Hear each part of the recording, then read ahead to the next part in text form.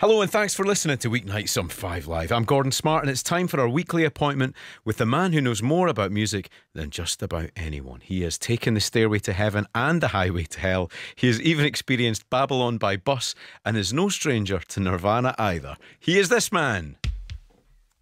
Weeknights with Gordon Smart.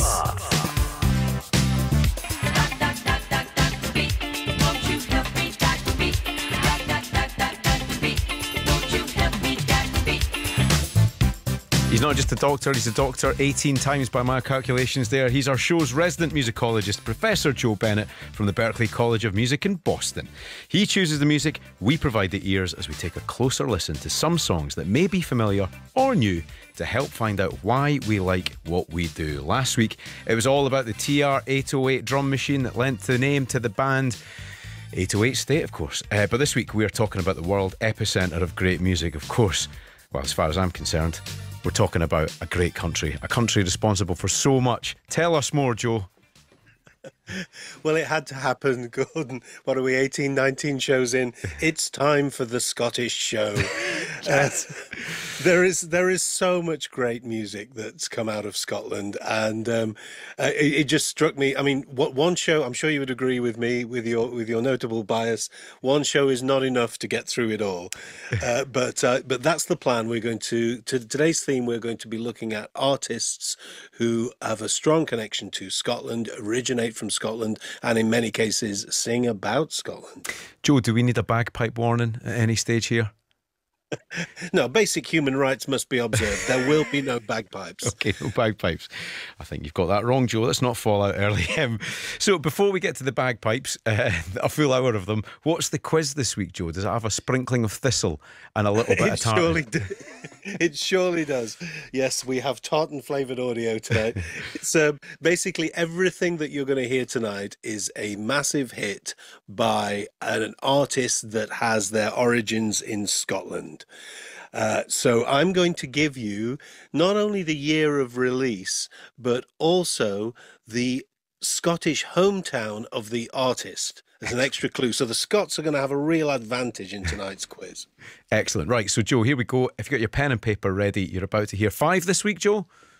5 questions. Here we go. Off you take it away, Dr. Beat. Okay, so you're going to hear this audio backwards. This is a preview. This is question 1. This is a track from 2006, and this artist is from Glasgow.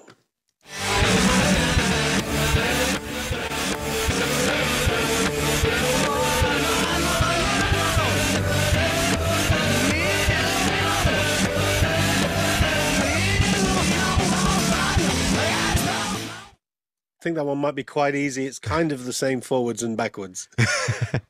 So, is there a name for that, Joe? I suppose, what would you call it? A palindrome, an anagram, something like that? Yeah, almost a spoonerism. It's one of them in there, isn't it? Right, number 2, what have we got? Okay, so for number 2, this is a very epic sounding track. It was released in 1999, and this is an artist from, the vocalist here is from another fine Scottish singer, a bit more nearer your parts, Gordon. This person is from Edinburgh.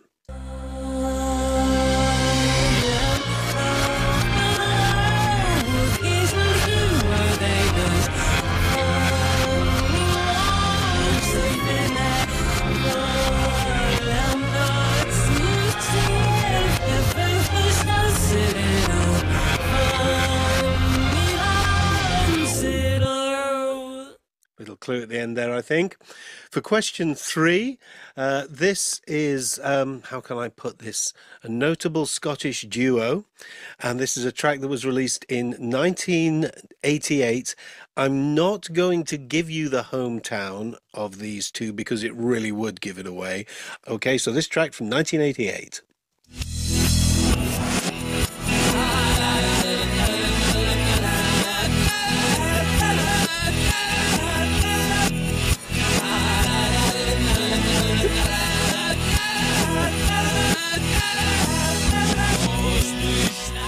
I think that's the version I've been singing for years.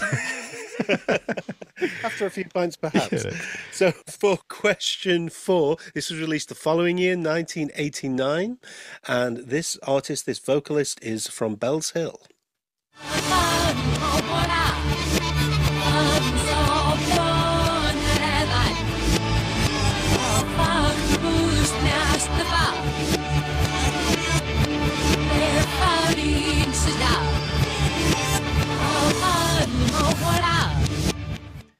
finally, number 5. This is a male vocalist from Glasgow, and this was released in 2018.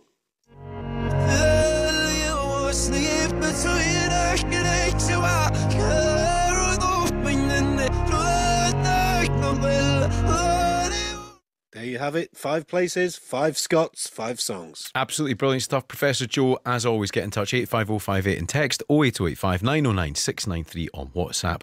And what we've learned already in the show this evening is that all Scottish music sounds the same backwards as it does forwards, Joe. Which might have been deliberate.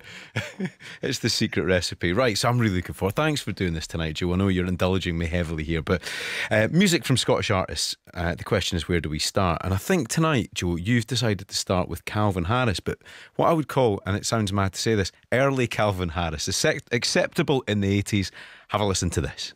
I'll do things for you if you were born in the 80s, the 80s. I've got hugs for you if you were born in the 80s. Yeah.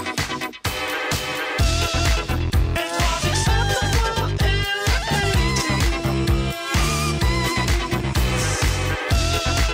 It was acceptable. Acceptable in the 80s, Calvin Harris, 2007. And Joe, that takes me back to a really special time. You know, I'd just taken over writing a column in a big newspaper in the UK, and Calvin just appeared one night in Camden with all this music, and I remember seeing him DJ and thinking, he's got something, this lad.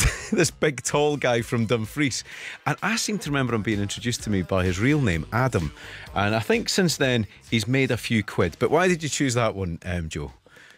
Well, mainly to sort of buck the stereotypes about Scottish music. You know, I'm sure if people thinking, okay, we're doing a show with a Scottish theme, they're going to be expecting a lot of, you know, Robbie Burns styled folk and maybe some bagpipes, as you say, and so on. And of course, those things are an important part of Scottish culture.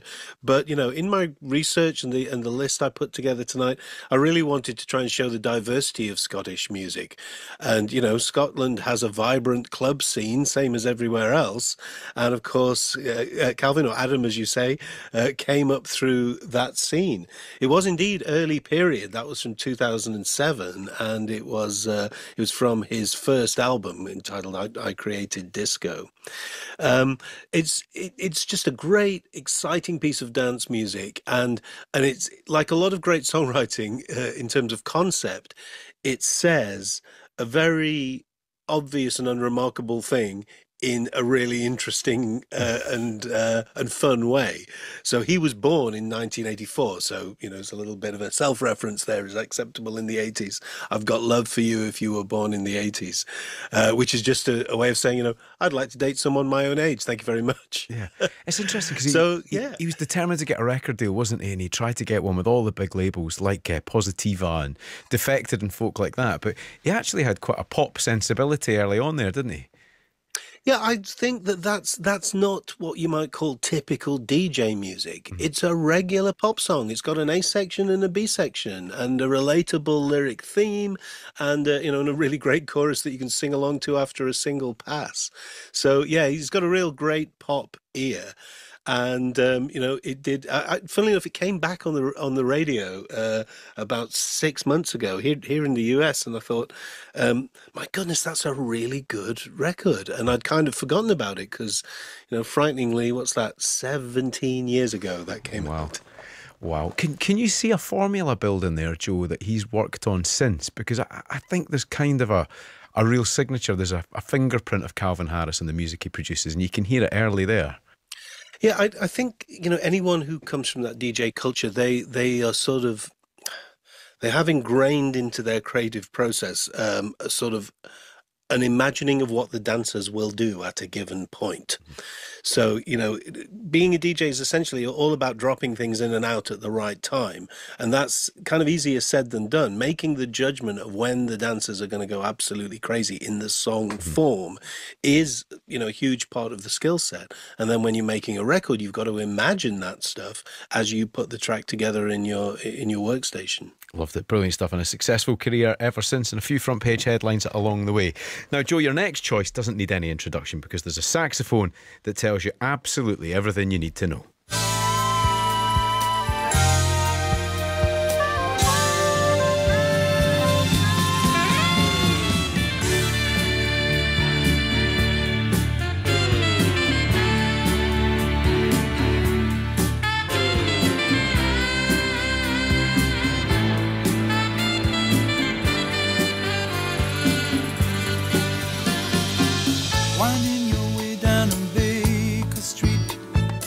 feels cruel to take it out there, but possibly one of the most played songs on radio ever, Gerry Rafferty and Baker Street, but you all knew that already.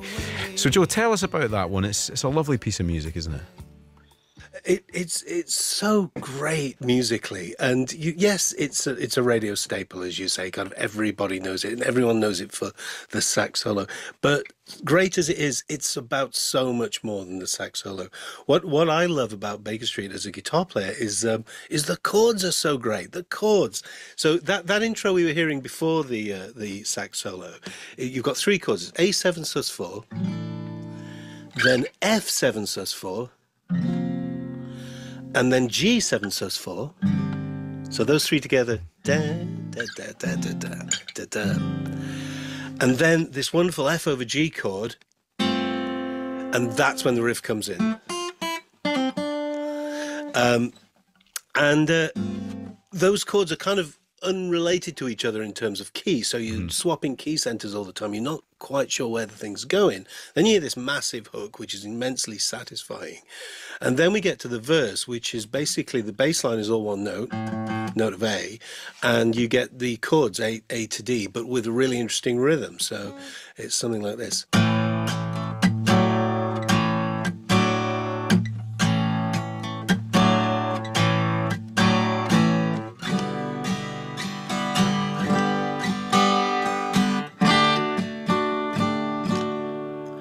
So it's really precise the way that the chords fall. And as you could hear at the end there, the chords kind of slightly follow the melody as well. And you know, much as I love the chords, the chords kind of help the lyric to tell its story. And that's another thing to love about it. Where did Gerry Rafferty pick that up from? Where was he influenced?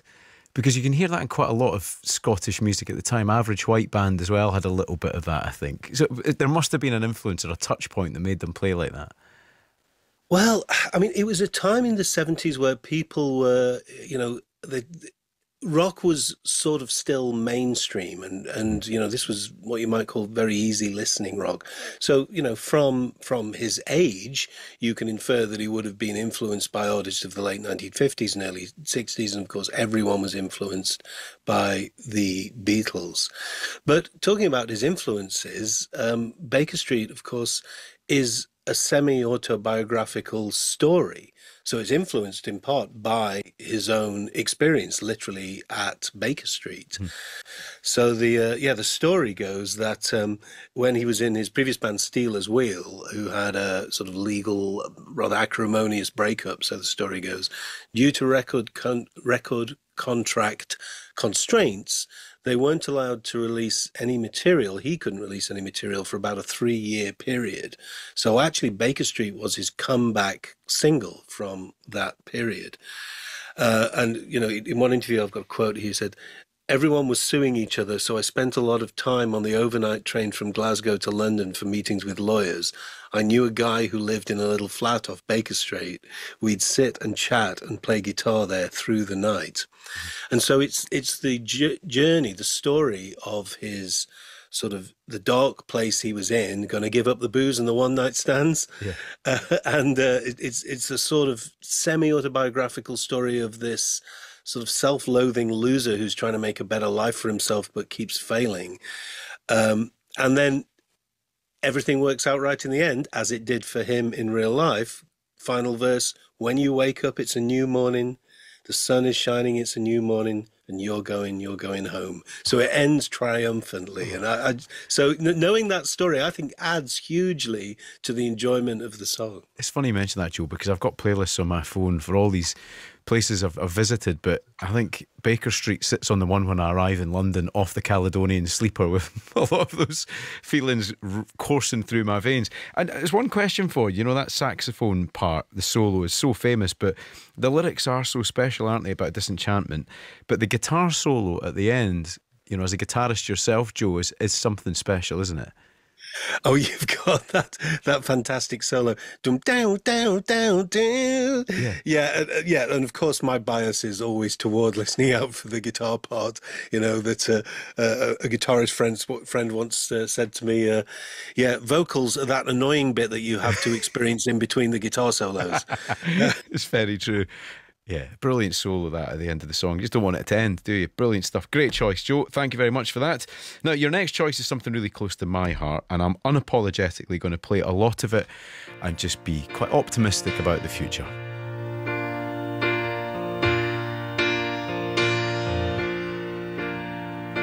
My heart was broken.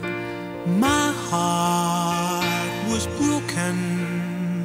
Sorrow, sorrow, sorrow, sorrow. My heart was broken. My heart was broken. You saw it, you cleaned it, you touched it, you saved it. My tears are drying. My tears are drying. Thank you, thank you, thank you, thank you. My tears are drying. My tears are drying. Your beauty. Every single time it gets me, Joe. It's just beautiful. And I'm going to have to cut it off just before we get to the main part about Sunshine on Leith. But again, Joe, I should explain to you, there's a wonderful motto for Leith in the north of Edinburgh, right? And it's the word is persevere. And it goes like this: so our darkest days behind, our ship of hope will steer, and if in doubt, just keep in mind our motto, persevere. And it all links back to that sort of idea of optimism. And I thought it was really pertinent actually after lockdown, and that song was played quite a lot because it felt like the darkest days were behind and our ship of hope will steer, and we'll put it all behind us and crack on and look onwards. And it's a beautiful piece of music as well, though, isn't it, Joe? When you take the sentiment of the lyrics away, it's still a lovely piece of music. It's so so poignant. I love folk songs where it's just, the major scale, and it's not trying to be, clever with its pitch choices. It's really just embracing, loving each note. And songs like that can feel really good to sing, which is why folk songs can last so many, hundreds of years in many cases. So yeah, that opening there, we're hearing it's in B flat.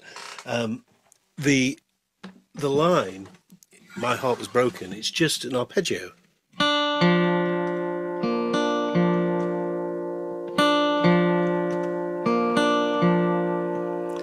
And there's so much repetition in it, much more than you would have in a regular pop lyric. Just saying the word sorrow over a whole bar of 3/4 time. Sorrow, 2, 3, sorrow, 2.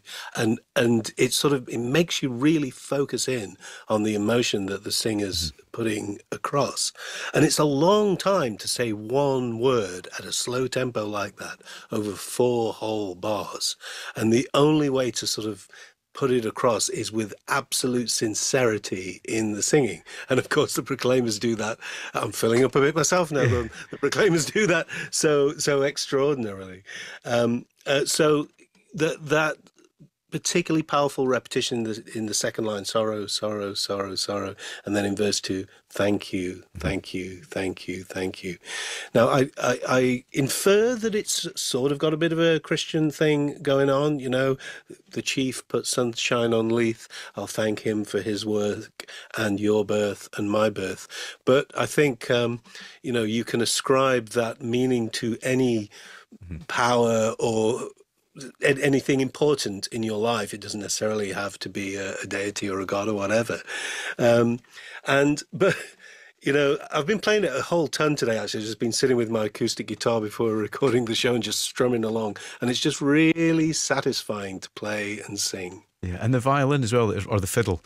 There's quite an unusual thing in a successful song, isn't it, to have a solo on a violin? Well, yeah, and I think that's a nod to the vibrant Scots folk tradition. Yeah, there's always a session in most pubs you go to, and there's a whole vibrant ecosystem of folk clubs. I spent a bit of time in Scotland in the late noughties working with the Burnsong Project, doing various bits of community songwriting, mainly around Dumfriesshire.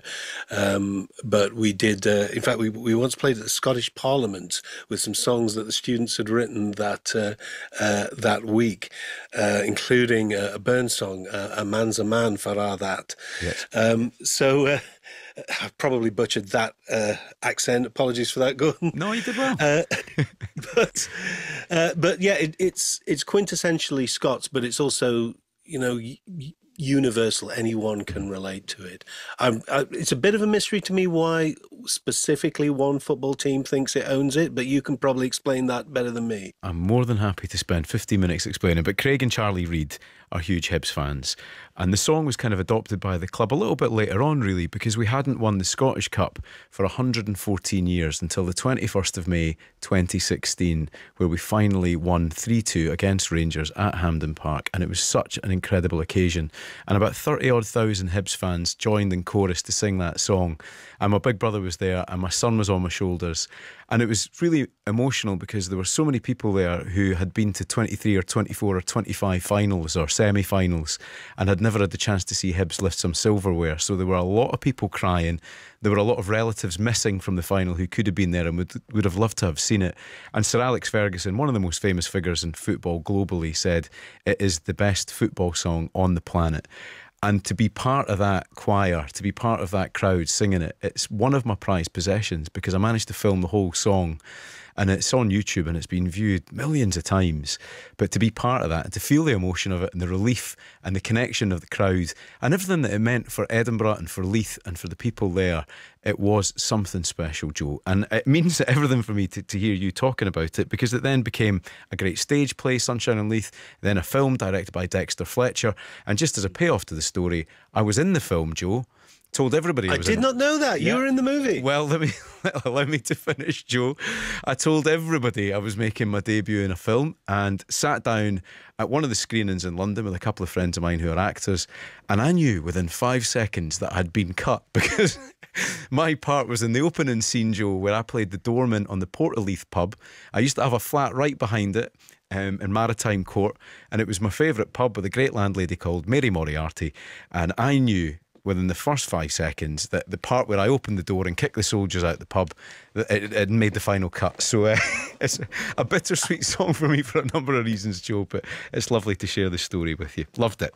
Right, Joe, that was emotional. Loved it. And we're going to stay in the 1980s now because your next choice is from a band who had a lot of chart success and again mean an awful lot to me. This is Big Country and In a Big Country.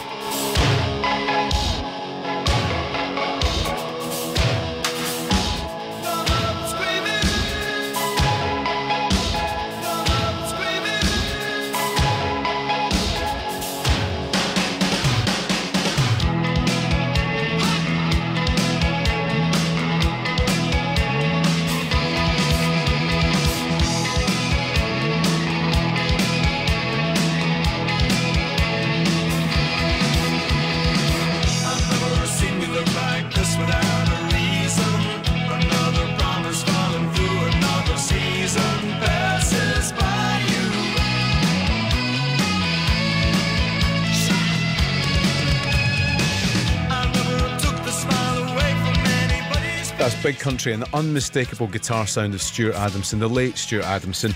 And Joe, again, you might not know this, but I do a podcast with a really dear friend of mine called Restless Natives, which is named after a song. They provided the soundtrack for the film. And over the years, I've mentioned the music so many times to bands I've interviewed. And I remember Johnny Buckland, for instance, from Coldplay, saying that Stuart Adamson was a real inspiration to him as a guitarist. And you can hear it there. He had an unmistakable sound, almost like his own, what I would call an Instagram filter of music that was so Stuart Adamson, if you know what I mean. It's certainly, they're a band that sounds Scottish, and it's not easy to explain why. I mean, the obvious thing is the famous bagpipe guitar sound that we were hearing there, and they used a particular effects processor to create a high octave in that guitar riff that we were hearing there, and the high octave is not very high in the mix, but it's just high enough to make you feel like you're hearing the sort of the upper harmonic of the reed in a bagpipes chanter. And that's why they sound like bagpipes on a technical level. The guitar is slightly distorted and it contains this upper octave, and we hear that as a harmonic. And but it's also in the notes that they play, as you say, in who he was as a musician, and presumably all that Scottishness that he'd absorbed all of his life. A lot of those tunes are sort of major pentatonic, do do da do da da do do da do do. So do da do da da da, 5 notes per octave, which of course is most bagpipe music, or a lot of traditional Scottish music that we know is pentatonic, 5 notes to the octave. So yeah, I think the fact that they wore their Scottishness on their sleeve and the actual melodies sounded authentically Scottish all contributed to it. And he had a bit of a background in punk before Big Country as well, with Ricky Jobson, Richard Jobson. He was in a band called Skids. Skids, right. Yeah. So I always wondered if those punk sensibilities could still be heard in the music. Absolutely brilliant stuff. Now, as they say, it's time for something completely different. So tell us a bit about Caledonia, another song that I've murdered almost as much as Sunshine on Leith by Dougie MacLean. Okay, well, again, this is probably one you can tell me more about than I can tell you, Gordon, because it's so ingrained in Scots culture.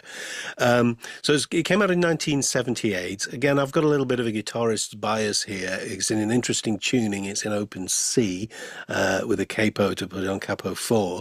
So it's in E, and it's got this lovely delicate sort of fingerstyle pull-off riff that you'll hear right at the start and intersperses the verses. So it's like there's a sort of a folk instrument interlude between each bit of the storytelling. It's one of those Scots songs, of which there are many, about missing the old place. In fact, I think it was Billy Connolly that says, why do all these Scottish singers sing about missing Scotland when they're still there? From the beach. Yeah. So that is the story, apparently, that he was Dougie was actually on the beach. I think it was in France when he wrote it, inspired by his homesickness. And per various interviews that he'd done, he said that it was came very quickly. It was about 10 minutes to write the whole thing. And like a lot of these sort of timeless songs, it's very simple. You know, the opening lines, I don't know if you can see the changes that have come over me. In these last few days, I've been afraid that I might drift away. So I've been telling old stories, singing songs that make me think about where I came from. And that's the reason why I seem so far away today. And in songwriting technique, it's personification. He personifies Scotland as if it's a person. So it's a love song to this character who is Scotland. And when you read some of the lines, they're really specific to the country, but there are other lines where you think this could be someone talking to their lover. Yeah. And so it has that wonderful, slightly abstract, emotional intimacy to it. And it's about a very simple theme. We take our journeys in life, but home always draws us back in some way. That's absolutely beautiful. Let's have a little listen to it then. Caledonia, Dougie MacLean. I don't know if you can see the changes that have come over me in these last few days. I've been afraid that I might drift away. So I've been telling old stories, singing songs that make me think about where I came from. And that's the reasons why I seem so far away today. Oh, but let me tell you that I love you, that I think about you all the time. Caledonia, you're calling me, and now I'm going home.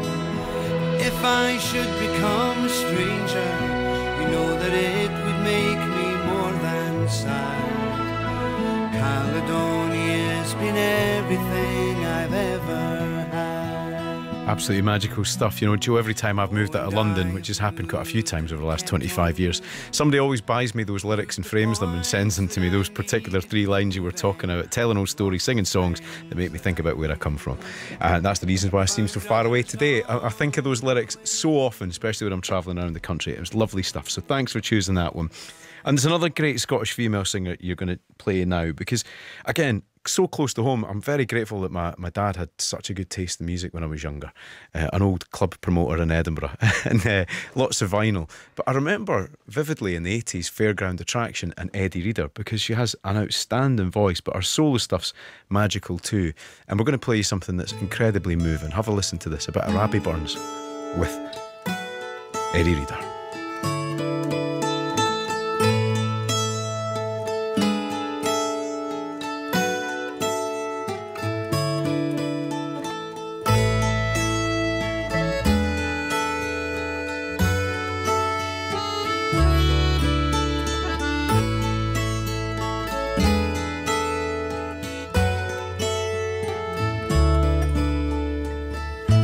A fond kiss and then we sever. A farewell, alas, forever. Deep in heart round tears, I'll pledge thee. Warm sighs and groans I'll wage thee. So emotional, Eddi Reader singing A Fond Kiss. And Joe, again, I don't know if you're triggering these nerves, but that was my granddad's favourite song, and he used to like to sing it. And for some reason, that's sung at funerals in Scotland quite regularly as well, and weddings, and it seems to fit every occasion. But the emotion in her voice when she sings that is absolutely beautiful, isn't it? About Robbie Burns. Oh, she's extraordinary, and you know, another reason to admire Scotland. What other country has a songwriter as its sort of national hero? I love that. So Burns, as you know, Gordon was both a poet and a lyricist, and some of his work was actually written to be set to music, and some of it was spoken word poetry. And A Fond Kiss was intended as a song. Over the years, it's been set to various folk melodies.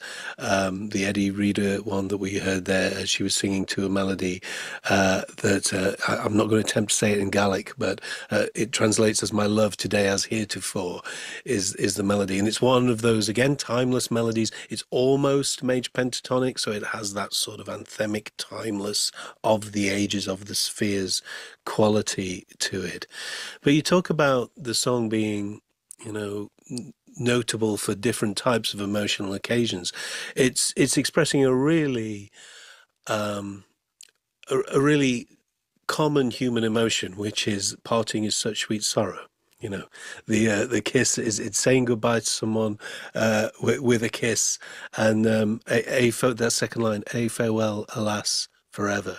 Deep in heart-wrung tears I'll pledge thee, warring signs and groans I'll wage thee. So it's about loss, and it can be loss being away from your loved one, or, you know, permanent loss of losing someone, and it works for both of those situations. But it's also a song that works just as well unaccompanied as with accompaniment there. And yeah, I've seen Eddi Reader perform a bunch of times. A friend of mine, Boo Hewardine, plays a lot with her, and she's absolutely extraordinary vocalist, and even better live.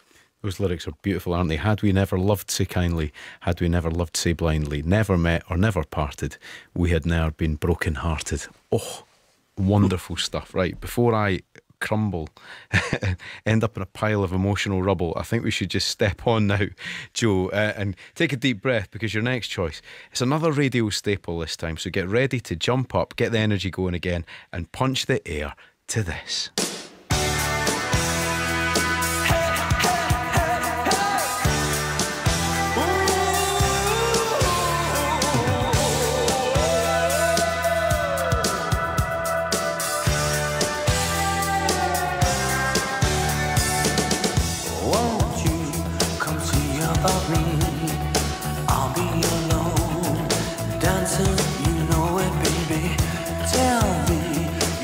Now, for the Simple Minds purists, it might not be one for them, but I think it's an epic anthem. It was in a really famous lager advert when I was growing up, which might explain an awful lot with my generation. But it's a brilliant song, and it shows Jim Kerr at his very best as a frontman. Well, yeah, and so it's famously it was from the movie, from The Breakfast Club, as I think most people will know. It's a very famous movie. And I think if you asked most people who are not Simple Minds fans to name a Simple Minds song, they would say, "Don't You Forget About Me." You know, they did it at Live Aid, and it's super, super well known. But what a lot of non-fans won't necessarily know is that they didn't write it. It wasn't written by Jim Kerr. It was written by the music supervisor of the Breakfast Club, a guy called Keith Forsey, with his guitarist co-writer Steve Schiff. And the song was shopped around to various people. It was always intended for the movie. A bunch of people, so the story goes, turned it down. Brian Ferry, Billy Idol, Corey Hart, Cy Kernin. So they really weren't sure what to do with this song. And initially, the band didn't want to record it. Simple Minds didn't want to record it. And they tried everything.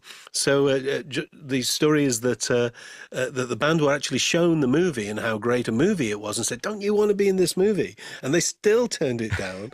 And they were persuaded at the last minute by Jim Kerr's wife at the time was Chrissy Hind, and someone from the record company got on the phone and said, "Look, we really admire the band. We really love what you do. We really think you should be in this movie."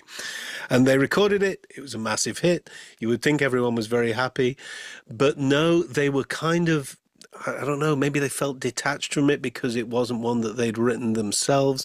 So apparently for 3 years they did not play it live. It's amazing, isn't it? You've got that huge hit in your pocket and they won't play it live. But it's a great song. And again, it's triggered something in me about having a drink. And it's after midnight where we are, so maybe I could have one hidden under the desk here in the studio. Right, Joe, we're going to move back, but this time to the 90s and a post-Eurythmics Annie Lennox. This is Walking on Broken Glass.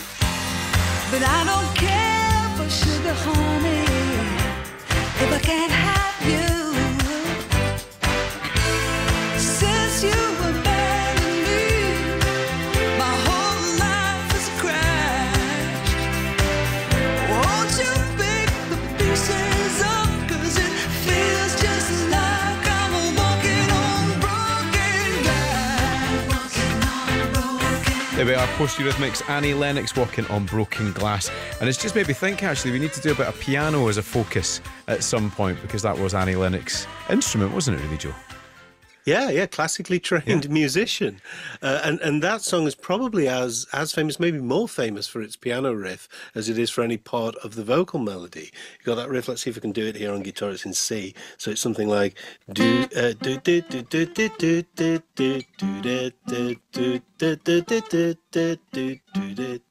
it's got that very particular set of rhythmic values, and it's played very staccato up in the high octave. And it's one of those, what songwriters would call a secondary hook. When you hear that, you kind of already know what the song is. You don't need to even hear the vocal to, and of course, radio, if you want to have a hit on the radio, you want that immediacy of something that really grabs people. And what's that? I'm trying to do the maths here. 32 years ago, yes. And it still sounds really great and fresh to my ears. It does indeed. I remember the video very well. Hugh Laurie and John Malkovich, I think, were the stars of that one. But yeah, really, really lovely track. Now, Joe, we've reached the point of the show where I think we need to do a little recap of the quiz.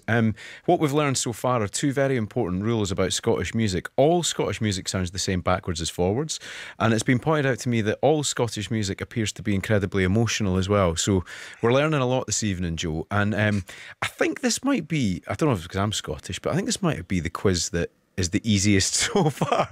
But in case anybody was struggling to finish it, shall we have a little reminder, Joe? Let's jump right in. Okay, so quiz recap time. You are going to hear 5 pieces of Scottish music played backwards, a very short excerpt. I'm going to tell you the year of release and the Scottish hometown of the artist. Okay, question 1. This track came out in 2006 and the artist was from Glasgow.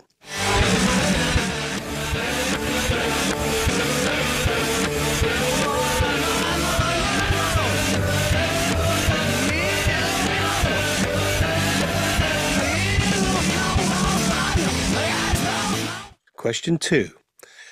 This singer was from Edinburgh and this track came out in 1999.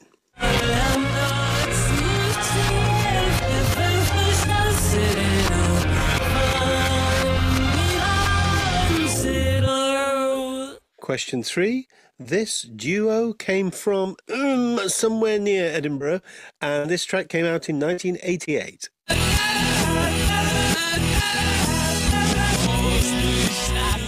Question 4. This artist came from Bellshill and the track came out the following year, 1989.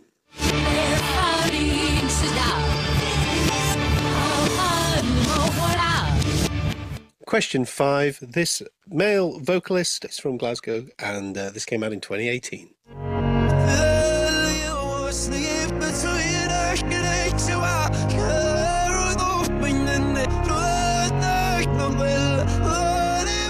There you have it. 5 artists, 5 places. Excellent stuff. 85058 on text, 08085 909 693. Get your answers in and we'll tell you who's got them right at the end of the show. Brilliant stuff, Joe. Now, at this point, we always like to break up some of the music we're listening to with a sound-alike, because anybody who's just hearing Joe for the first time has an incredible professional ability where he will be called upon as an expert witness in trials to discuss possible plagiarism or songs that may sound similar. So, this evening, Joe, you're looking at a pairing, am I right in saying Nirvana and Killing Joke?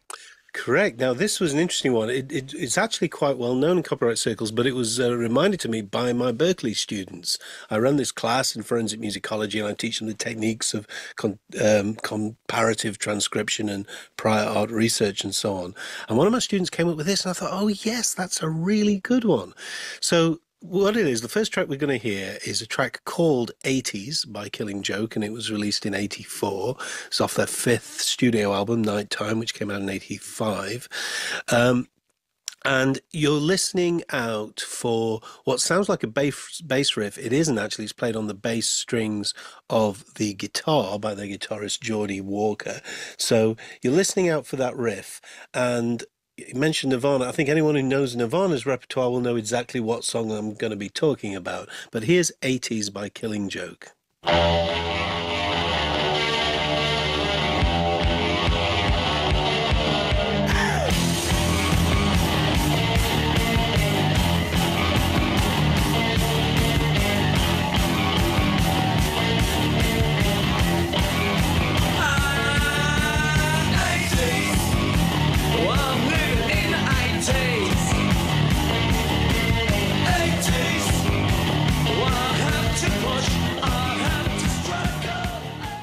And the track that it was said to sound like, which of course people noticed immediately when this came out, was Nirvana's Come As You Are from 92, which sounds like this.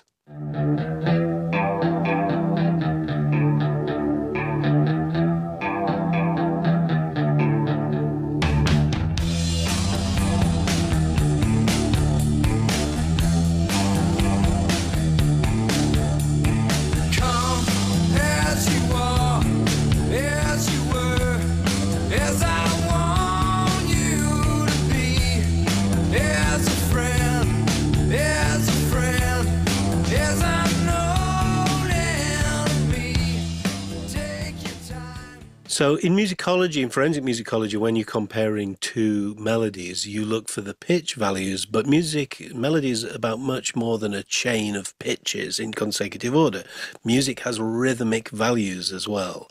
So if you actually line those two riffs up, they sound pretty similar when you just play them back to back, but that's partly because of the sound of the record. They're both using a guitar, they're both in the same key, they're similar tempos. In both cases, the electric guitar guitar is quite a bright, twangy sound with reverb on it and a chorus effect, which is that sort of chimey, glossy sound that we hear to. It's a very 80s guitar sound. And of course, when you put those things together, the impression of subjective similarity is so much the greater. But at the time, in the 90s, when the Nirvana record came out, people did, of course, notice it. And legal papers were filed with Nirvana's management at the time. The claim didn't actually make it to a courtroom because of, obviously, the sad passing of Kurt Cobain at that time after the album came out. And so Killing Joke, perhaps understandably, decided to drop the case. But they'd gone pretty far. They'd hired musicologists. They'd done comparative transcriptions. They had filed the paperwork.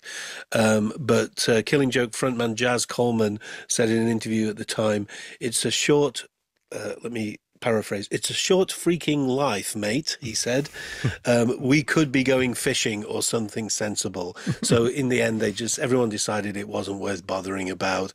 And yeah, everybody walked away. And I think that was probably the right thing. It was the right thing to do. But I love it when you do this, Joe. If you have an earworm that Joe can explain, there's a similarity between two songs that's been troubling you for a while, please do get in touch with us as well. Gordon at bbc.co.uk, 85058 on the text. Your suggestions have been excellent so far. Joe will go away, perhaps play them to some of his students at Berkeley and see what they have to say, and then come back and deliver his findings. Right, Joe, this is magic. And remember, we're going to give you the answers to the quiz in about 5 minutes' time as well. But before we do, I think we've got time to squeeze in a couple more. I'm going to be really self-indulgent here, Joe, if you don't mind, and skip ahead. Because there are two songs that I would love you to explain to me. Because one of them in particular, I think, is a piece of sonic mastery. It's genius, it's majestic, and it's beautiful. And it's by Primal Scream. And I'm going to play it for you right now. It's from the rave period, Andy Weatherall combined with an amazing bunch of Scottish characters and a few English guys thrown in there as well. But this is loaded.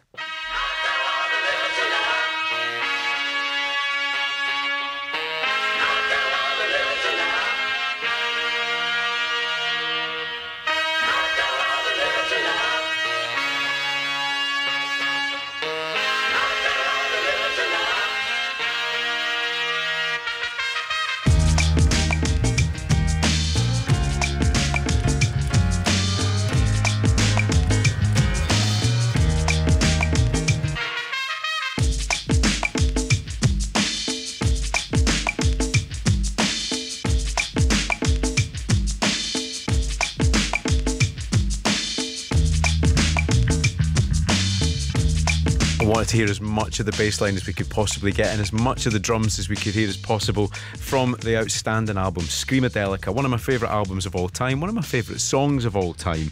But Joe, what is it about this musically that makes it so special and unique and makes it stand out from the crowd? Well, I mean, that particular record, it came out, it was a particular time. It was the early days of samplers, sort of early 90s.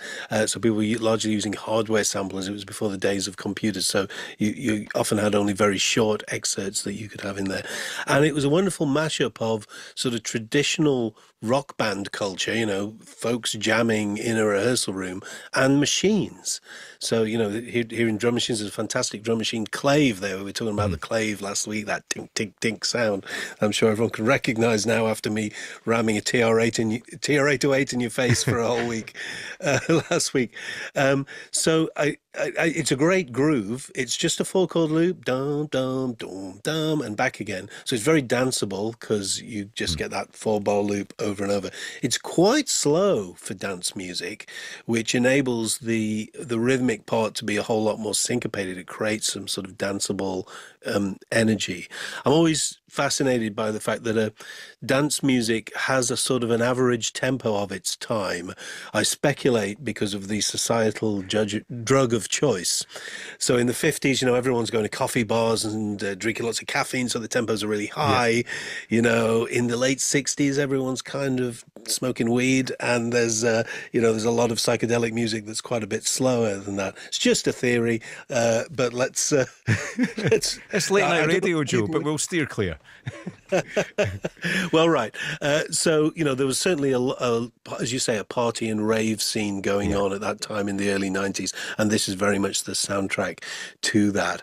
The bit that we heard there was the main track, the main danceable bit, but famously it opens with a whole spoken word sample of the actor Peter Fonda, who appears in the movie The Wild Angels from 1966, and the quote is so famous and like begging to be sampled for a song like that. Quotes, "Just what is it that you want to do? We want to be free. We want to be free to do what we want to do, and we want to get loaded, and we want to have a good time." And so that whole sample is played back in full, and it ends with the words, "We're going to have a party." And it's such a great way of cueing in that groove and that track. Oh, it definitely is. And I think it's a sensible way to sign off on the music tonight. But, Joe, what a brilliant run through Scottish music there. I think there's a part 2 in this. It'll probably get me in trouble. And, it might be a suggestion that, once again, all roads lead back to Scotland for any show I'm on. But that was a joy. Thank you so much, Joe. And it's great to hear your professional appraisal of it and not some pub chat about whether it's Dougie or Dougie MacLean. Something about music. But, right, let's have a little listen, shall we, to the quiz again, Joe, because I think it's time to give the answers, isn't it? So if you mind running everybody through the songs again, and then we'll give the answers. So, remember I said I was going to give you the hometown and the year of release, a Scottish hometown. So the little bit of Backwards that we heard, this artist was from 2006, and they're from Glasgow.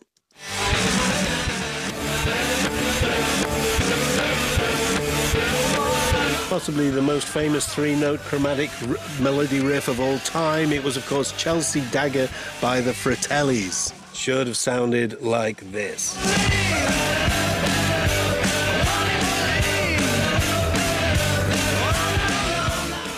For our second one, this was from 1999. I should have said it was a movie soundtrack, but I feared that might have given it away.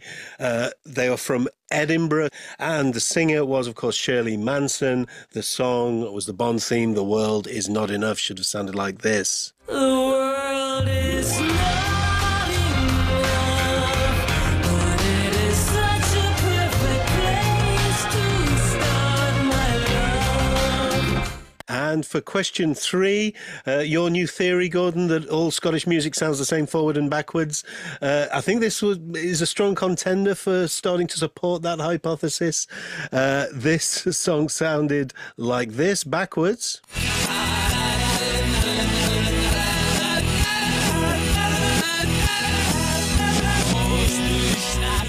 So every Scot knows that the Reed brothers hail from Leith, which, as I say, is near Edinburgh. That came out in 1988. It was, of course,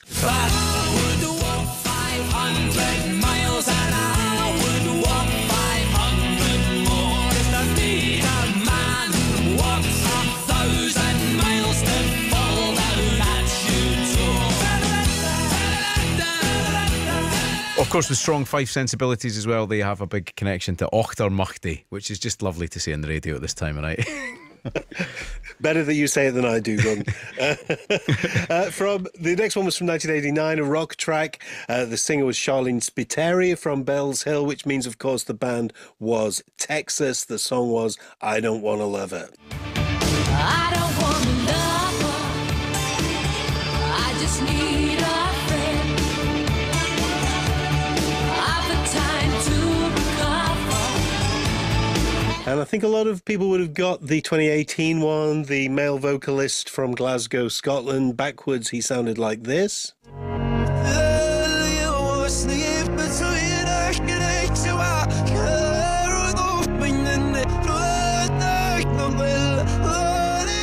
Kind of unmistakable vocal tone there of Lewis Capaldi, and the song was, of course, "Someone You Loved." I let my guard down, and then you pulled the rug. I was getting kinda used to being someone you loved.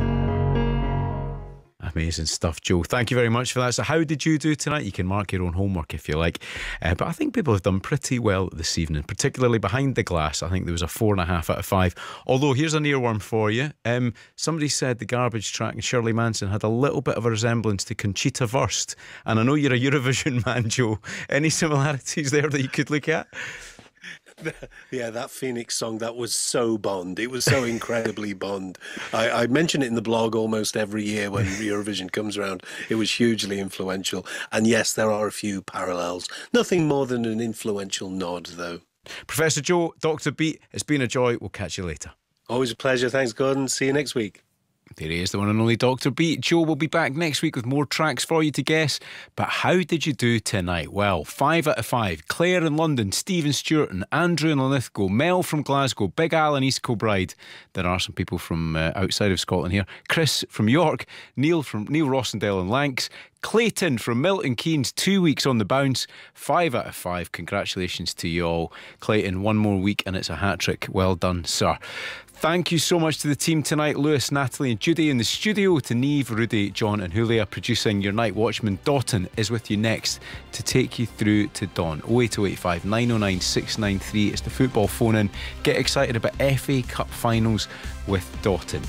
Just before I go, Gordon, great show. Had the pleasure of seeing Big Country live, my first gig at the Glasgow Apollo in 1984. And Ruth in Cumbria says, I don't have a Scottish bone in my body, but you can play Sunshine on Leith every single day if you want to. I will never ever get fed up with it. It is exquisite. Well, I do that as well, Ruth. I play it every single day and I'm going to play it on the way home tonight. I will see you tomorrow night, 10:30. Dotton is on the way after the news. The voice of the UK. This is BBC Radio 5 Live.